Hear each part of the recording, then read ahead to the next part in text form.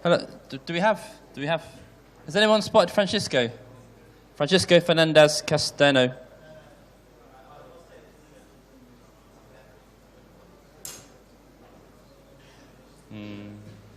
PyPy.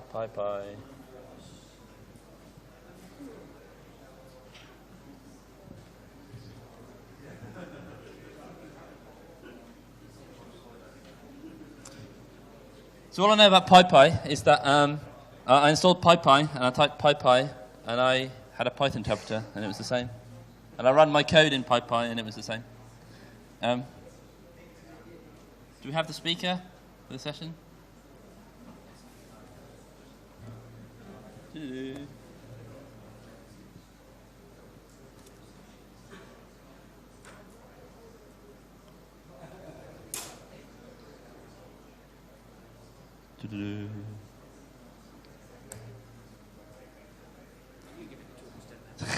Tell me if has anybody seen this person or knows this person?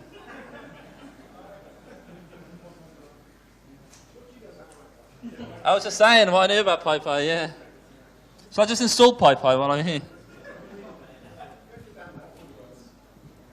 So this is C Python, it's wrong.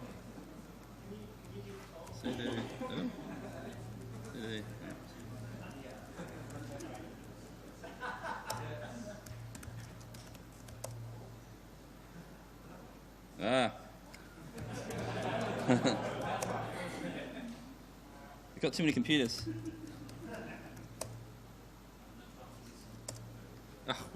Too many Westnoths as well. Well, we could just have a massive multiplayer game of Westnoth. Yeah, 20 minutes. Well, that's the next 19 minutes sorted. Yeah.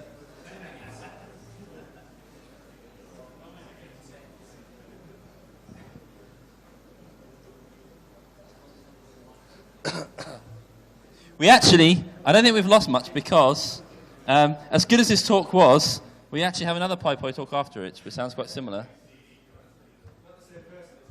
This guy, you want that guy. Get his picture up, ask people where they've seen him. I haven't seen him. Maybe he didn't make it. Maybe he didn't. I think I might have seen him. Do we have Ronan here? Yay, okay. You might have a bit more time. But then people might come across at 4, so you'll have to say something incidental and then start again at 4. I don't know. Bit like when they're on the TV and they're like on Newsnight or something, and they're talking to a big politician and they say, "Hold on, and we welcome back viewers from Newsnight Scotland," or whatever. I think you should sing and entertain us. I should sing. We've got somewhere around here. We've got the Frozen sing-along DVD. We have a recording of Zeth singing from last night. Oh no, yeah. If I don't do what the sound guy plays, he plays me singing Frozen. Is it? All right. We should have got the transducers in here. All right.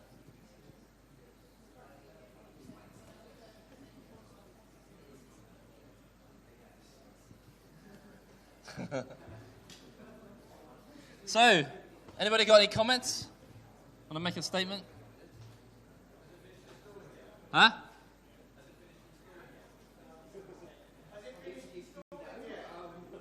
Have I finished? PyPy. Oh, yeah, sorry. No. It's like, I think this comments venue normally has like lots of small business meetings and stuff, and the Wi-Fi's fine. Have we got a second mic? Well, we have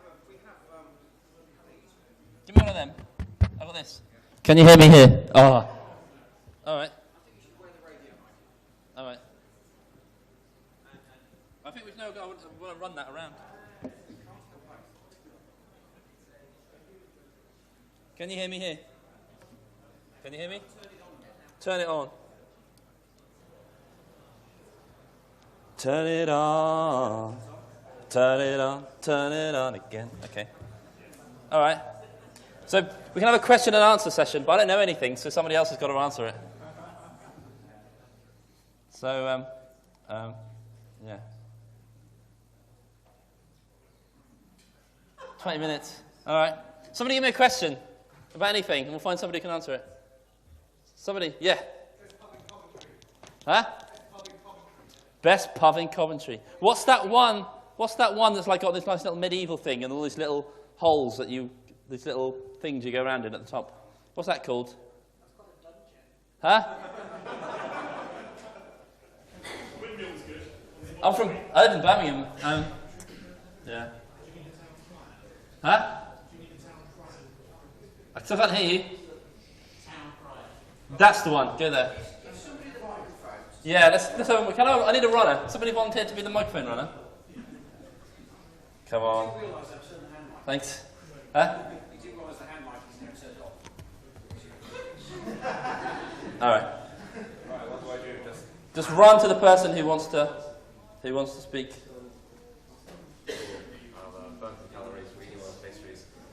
I see. Oh, okay, sorry. Too complicated. All right, somebody else make a point, but wait for the microphone before you get there. Over there.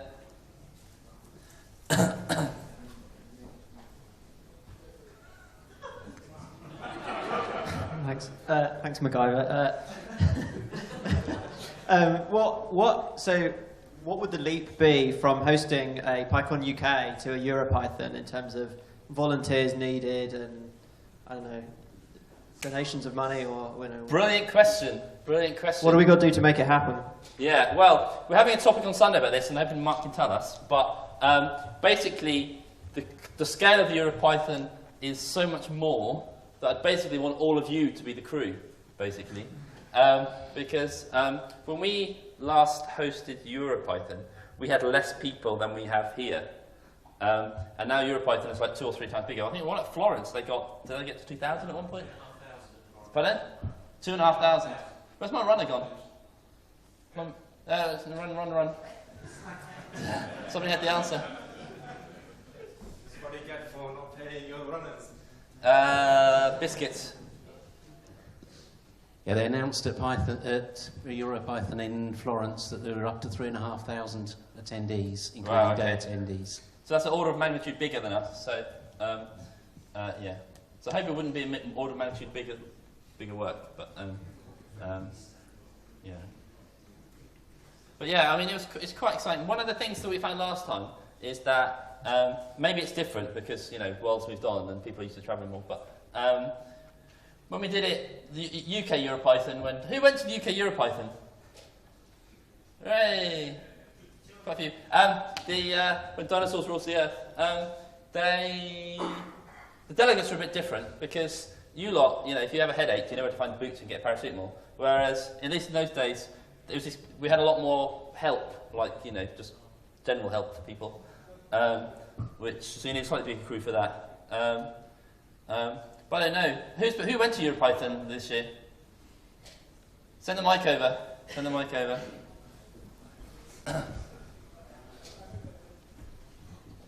Yes?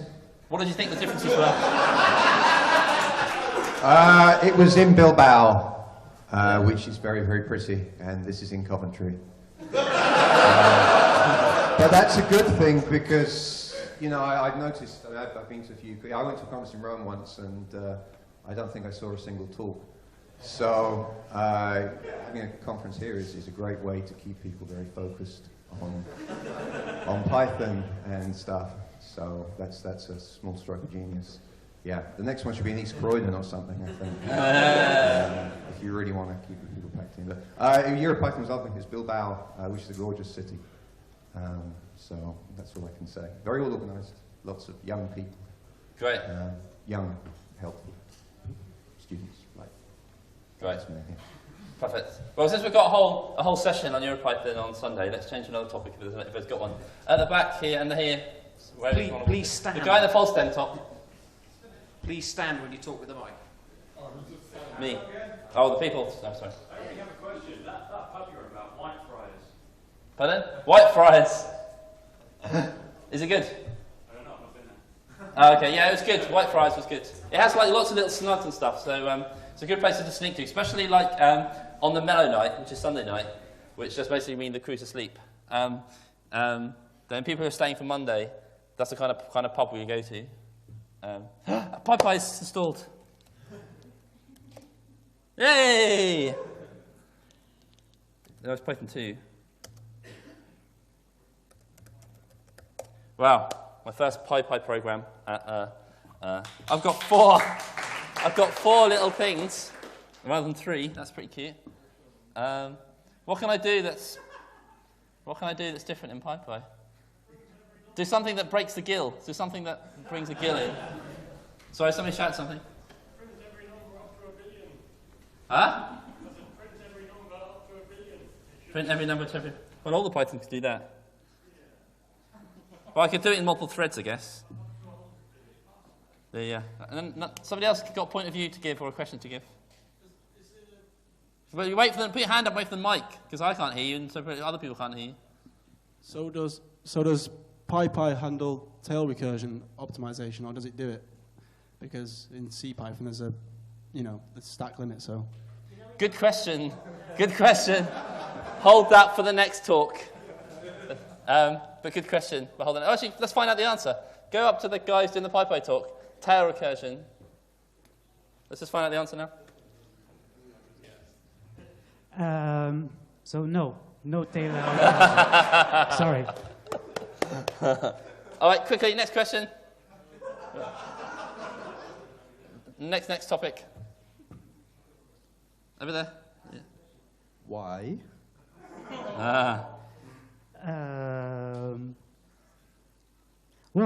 Basically because PyPy respects Python semantics and tailcaller optimization doesn't. It shreds the function frame. So you can't do that in Python. Great.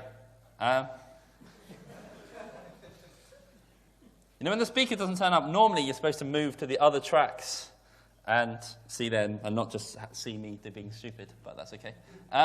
Microphone, move along. Who's the microphone guy?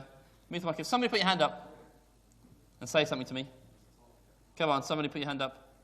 Here. Go with the cool hair. Hello. Is that because you need the tracebacks just for you need the tracebacks for exceptions and various things like that?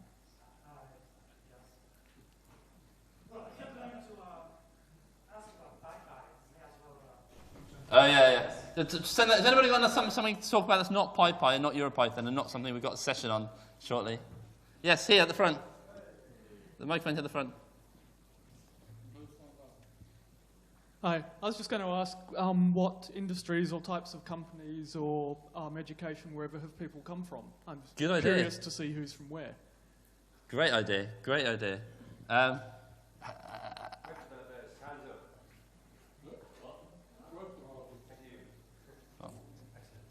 So who's in the educational area of some kind? They're on the education track. There's some few. Who works for a small, cool little Python, a business that uses Python somehow? Yeah.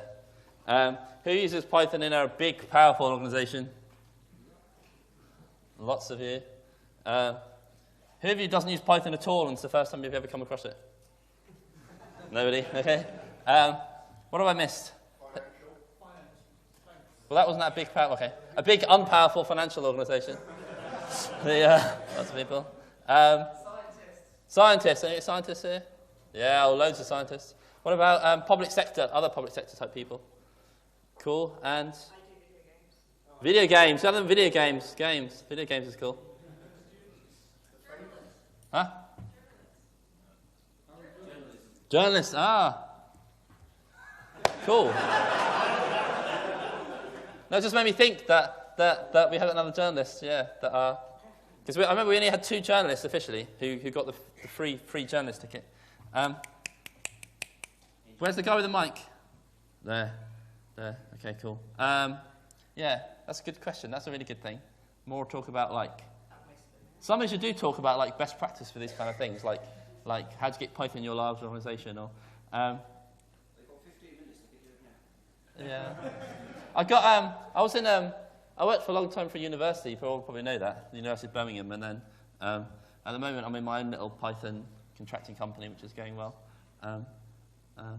called infomachine.uk. Yeah, it's quite fun. It's quite different being in a small business to being in a large organisation. I like being in a large organisation, but I didn't really feel if my contributions, successful or not, made much difference to the overall organisation. Whereas in a small business, if I don't work, nobody pays me, so that's kind of good.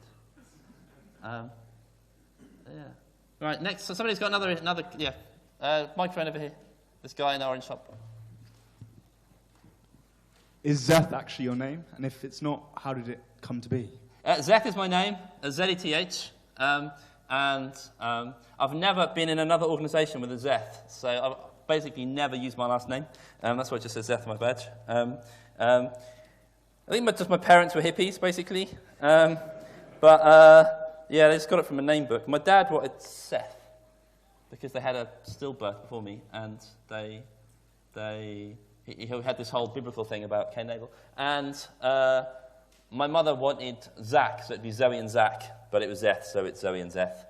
And I have all the domain names, Zeth. Everything almost. Zeth.net is my blog, Zeth. All the other ones. Yeah, I like it. It's a cool name. Yeah, it could be. I think it was derived from Zephaniah, but it's all got messed up somehow, and it's cooler being Zeth. Yeah. Another question. Zeth, question time. Yeah. Have you considered getting the most important TLD of all, ze.ph? Pardon? Have you considered getting the most important domain name of all of ze.ph? Ze.ph. Because you have zef.net, oh yeah, zef.org or whatever, but ze.ph, is that in your repertoire? No, it's not. If it's not, it should be. But I haven't really gone for the P, because it's a T. But if there's a .th domain, I'll definitely Thailand, go for it. Huh? Isn't that Thailand? I don't know. Somebody find out. Has anybody still got an IP address? Let's find out. .ta, what happens? Never in Wikipedia and put .wiki / .th.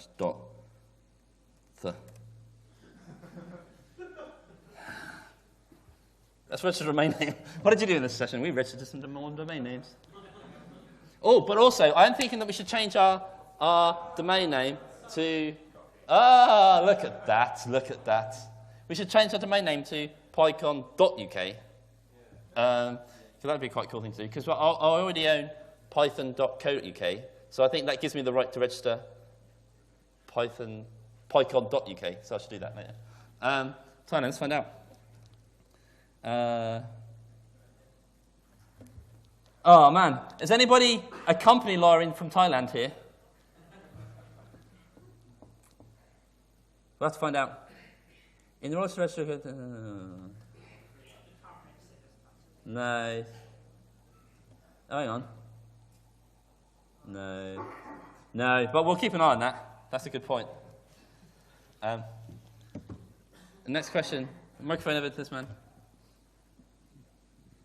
What's the deal with sprints on Monday?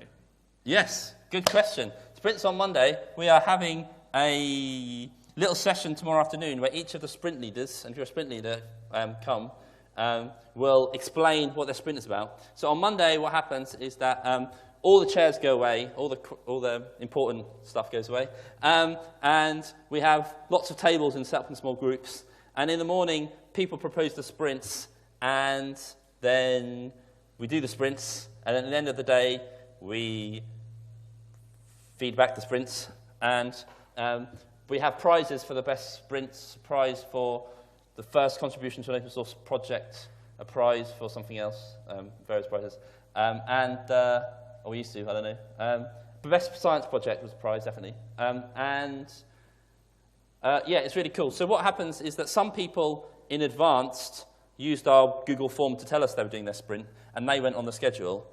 But in reality, what happens on the day is that people vote with their feet. So it might be a completely different set of sprints happen because somebody didn't join that one, or that guy says, "Hey, I'm not doing my sprint. I want to do that sprint," and they, So it's completely like organic. Yeah, it just happens on the day. Meritocracy, exactly. It's a battle of ideas. But it's really cool. I did some I made a game. Somebody did like a sprint on like improving the turtle module in Python. I didn't actually improve it much, but I did make a really cool game where I had loads and loads of zombie turtles attacking this giant spider, and the giant spider had to eat all the zombie turtles. That was really cool. Yeah. Next contribution. Somebody say something interesting. Something interesting. Oh, over here at the front.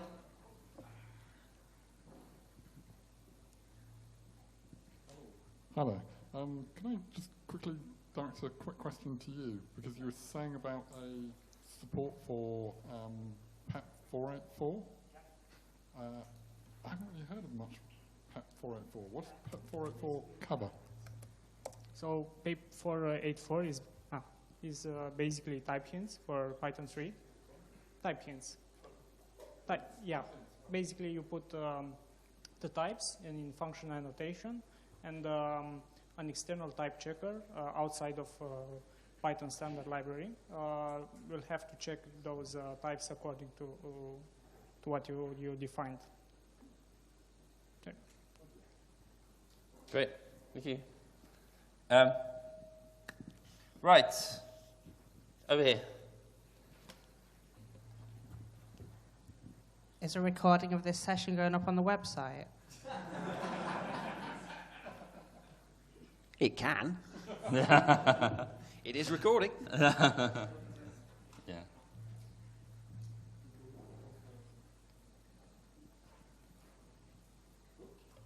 All right. Oh, over the front, at the front here.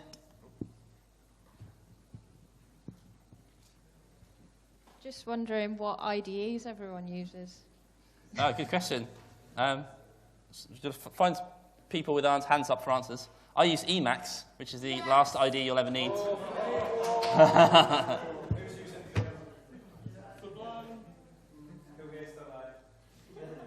well, let's do the normal ones, and then if someone's got an extra one to mention, we'll hand up for that. So, first, Vim. In the terminal. Use the mic. Oh, okay. First, Vim. Okay, hands down. Emacs. Hey, woo! Highest. All right, next, Sublime. Yay. Cool. How about PyCharm? All right, trendy now. Atom. Ooh. All right. Nano? Oh, there we go. You thought that wouldn't get you. Nano is quite useful. I use Nano too. Okay, what did I miss? Brackets. Ed? VI. Kate. Okay. Man with K over there. Gedit's pretty good as well. I like Oh yeah, sorry, I forgot Notepad. Yeah. You didn't mention like Eclipse or NetBeans, one of those heavy Well, ones. PyCharm is a heavy. Oh, okay. Yeah, and I mean, I've only ever used NetBeans Emacs. would be an interesting Python tool. Yeah.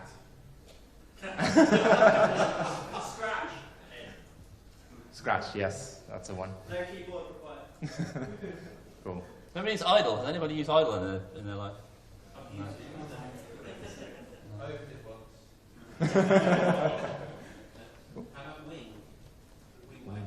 A Wingware, yeah.